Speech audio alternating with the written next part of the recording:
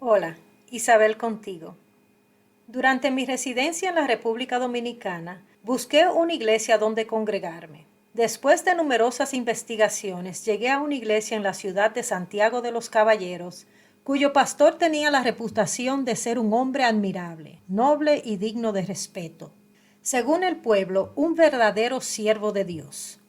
Cuando por fin visité a esta iglesia, me di cuenta de que los rumores que corrían sobre este pastor no eran motivo de decepción. Sus mensajes eran poderosos y claramente venían de parte de Dios. Un buen día durante el culto, mientras el pastor intentaba reprender a un supuesto demonio que atormentaba a una de sus ovejas, muy apasionado él, dominicano al fin, se le escapó de sus labios una mala palabra muy popular dentro de la cultura dominicana. Fue en aquel instante que se detuvo el tiempo. Nunca antes en toda mi vida había escuchado tantos "ay santo" y "ay Dios mío" como en ese momento. Después de escuchar el sonido colectivo de decenas de mandíbulas que caían al piso, solo se oyeron los grillos afuera, y si uno hubiese tenido un oído biónico, habría podido escuchar el latir del corazón de aquel hijo de Dios. Aunque este evento duró solo segundos, pareció durar una eternidad. Sé que a partir de ese momento, muchos, en su calidad de religioso, dejaron de asistir a esa iglesia, incluyéndome a mí. Sin embargo, hasta la fecha sigo sacándole provecho a los mensajes de ese pastor, mensajes que estoy segura vinieron de parte de Dios. Este episodio se trata de traer a la luz la diferencia entre seguir un mensaje de Dios versus seguir al mensajero, con el fin de que no descartes un buen mensaje de parte de Dios por el simple hecho de que sale de los labios de un vil mensajero. Como siempre, que Dios nos acompañe.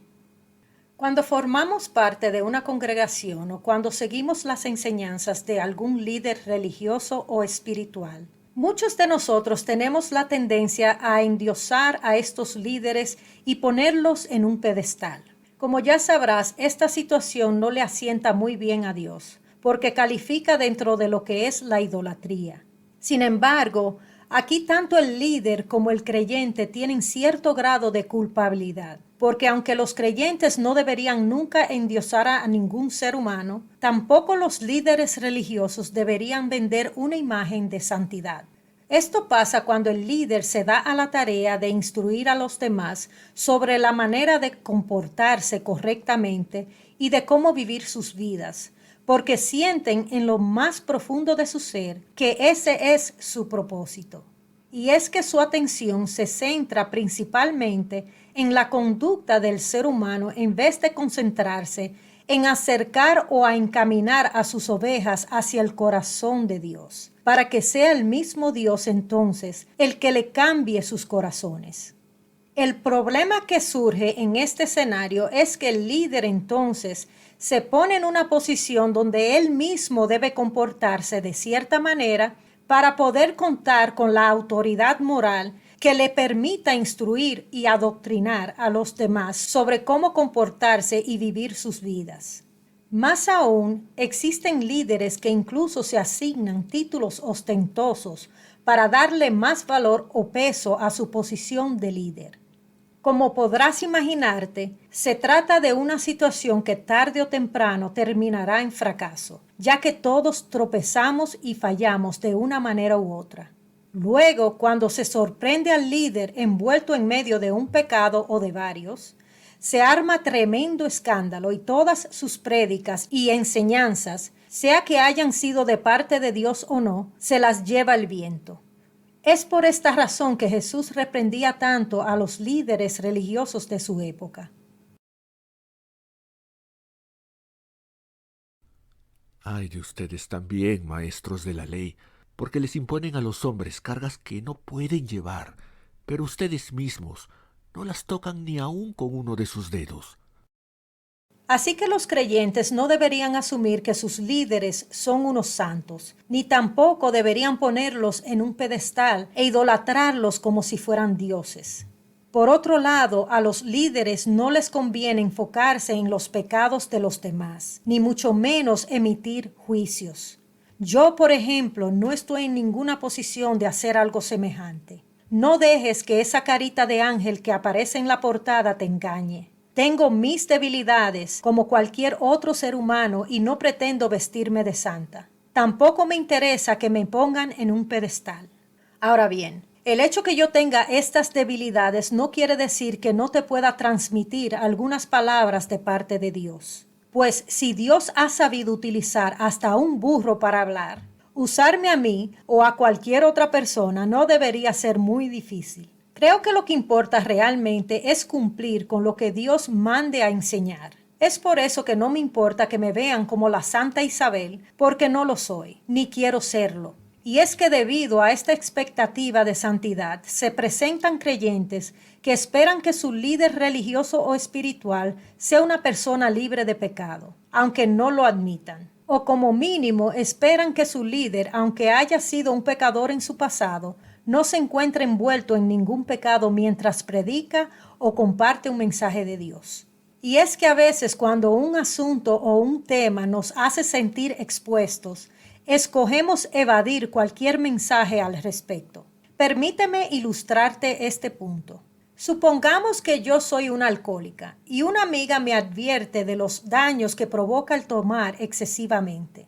Si mi amiga no es alcohólica, descartaré sus palabras argumentando que ella no sabe de lo que habla porque no es alcohólica. Pero si resulta que sí es alcohólica, también descartaré sus palabras porque carece de la autoridad moral para hablar al respecto. Ya que ella también es alcohólica, por lo tanto, no estaré obligada a escucharla a ella ni a su mensaje. En otras palabras, no importa qué tan cierto sea el mensaje. El que no quiere escucharlo simplemente se enfocará en el mensajero y lo utilizará como una excusa para rechazar el mensaje. Igual es con los mensajes que provienen de Dios. Al que de verdad le interesa escuchar un mensaje de Dios, recibirá el mensaje independientemente de a quién Dios usó para darte el mensaje. Quien no esté interesado en lo que Dios tenga que decir, simplemente utilizará la excusa de que el mensajero no es digno de ser el portador de la palabra de Dios. En una nota aparte quisiera recordarte que la santidad no se define en la cantidad de pecado que tenga una persona, sino que es cuando dicha persona ha sido apartada. En el episodio que hice y titulé «Estás santificado» explico esto en más detalle. Así que si eres uno de estos creyentes que espera que su líder sea prácticamente un santo para ser digno o tener la moral para darte un mensaje que venga de parte de Dios, te diré de antemano que te engañas a ti mismo, porque Dios sí puede utilizar, y lo ha hecho un sinnúmero de veces, al más vil de los pecadores para darte un mensaje de parte de Él. Por ejemplo, cada libro de la Biblia fue escrito por un pecador. Moisés, autor de Génesis, Éxodo, Levítico, Números, Deuteronomio y hasta algunos de los Salmos, asesinó a un hombre. El rey David, autor primordial de los Salmos, cometió adulterio y luego mandó a matar al esposo de su amante, entre otras cosas. Salomón, hijo de David y autor de los famosos y sabios proverbios, hizo y participó en rituales para otros dioses y los adoró solo para complacer a sus numerosas mujeres extranjeras. De hecho, no creo que exista un solo pecado que el rey Salomón no haya cometido. ¿Dejaremos entonces de leer o sacarle provecho al libro de los Proverbios? Mateo era un recaudador de impuestos y estos eran conocidos por sus prácticas monetarias ilegales y por colaborar con los romanos para oprimir financieramente a los judíos. Básicamente era un estafador y un traidor.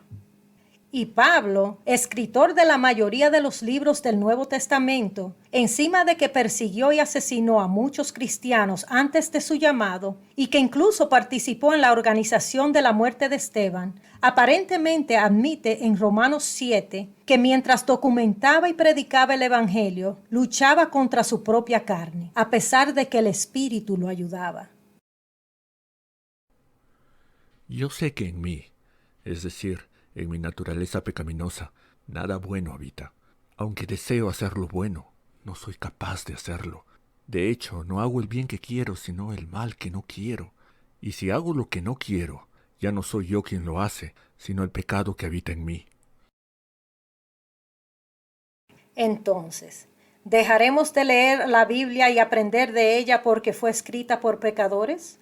Claro que no, porque Dios no nos manda a juzgar a su mensajero, ni tampoco a endiosarlo. El mensaje viene de Dios y no del mensajero. Por ende, se escucha y se sigue el mensaje y no se sigue al mensajero. Ahora bien, no me cabe la menor duda de que si una persona dice conocer a Dios de manera personal, debería de haber algún tipo de evidencia de que existe una reducción de pecados en dicha persona. Pero es ilógico pensar que un ser humano hecho de sangre, carne y hueso deje de pecar por completo. Así que no descartes nunca un buen mensaje porque tú consideras, según tus ideas, que el mensajero no es digno de transmitirte la palabra de Dios. Porque si a eso vamos, nadie podrá jamás transmitirte la palabra de Dios.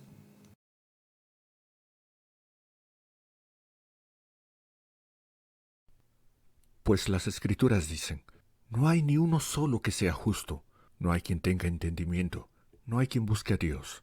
Todos se han ido por mal camino, todos por igual se han pervertido. No hay quien haga lo bueno, no hay ni siquiera uno.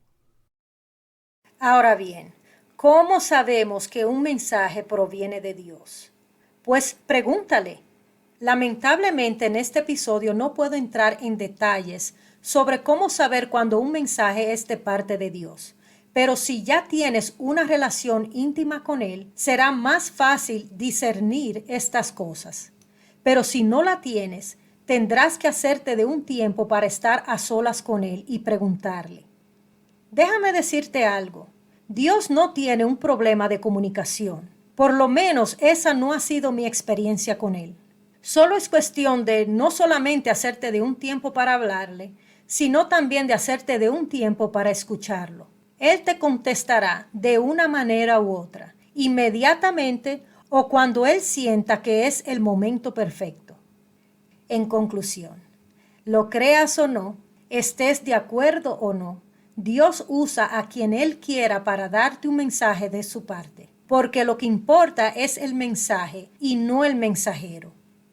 Todos algún día seremos juzgados individualmente, así que lo que el mensajero haga o deje de hacer no debería impedir que tú recibas un mensaje de parte de Dios. Si emites juicios en contra del mensajero, es muy probable que no te interese lo que Dios tenga que decirte, sino que utilizas los pecados del mensajero para no hacerle caso a Dios. Sin embargo, si finalmente confirmas que Dios te está hablando a través de alguien, escucha el mensaje sin juzgar ni endiosar al mensajero. Si eres un líder, recuerda que tu deber es encaminar a tus ovejas hacia el corazón de Dios y no llevarle las cuentas de sus pecados. Dios usará a quien Él quiera o a quien Él le plazca para llevar su mensaje, independientemente de si su elección te agrada o no. Porque lo que a Dios le interesa es que escuches su mensaje y no que pongas al mensajero en un pedestal. Pero Dios escogió lo insensato del mundo para avergonzar a los sabios, y escogió lo débil del mundo para avergonzar a los poderosos. Así que ustedes deben obedecerlos y hacer todo lo que les digan, pero no hagan lo que hacen ellos, porque no practican lo que predican. Hasta la próxima y que la paz de Dios esté contigo. Si tienes alguna pregunta y o comentario sobre el tema de este episodio o de los episodios anteriores, puedes contactarme a través del correo electrónico que aparece en la pantalla. También siéntete con la libertad de comentar aquí mismo. Recuerda que si te gustó este episodio, dale un like y si quieres escuchar más, suscríbete a mi canal.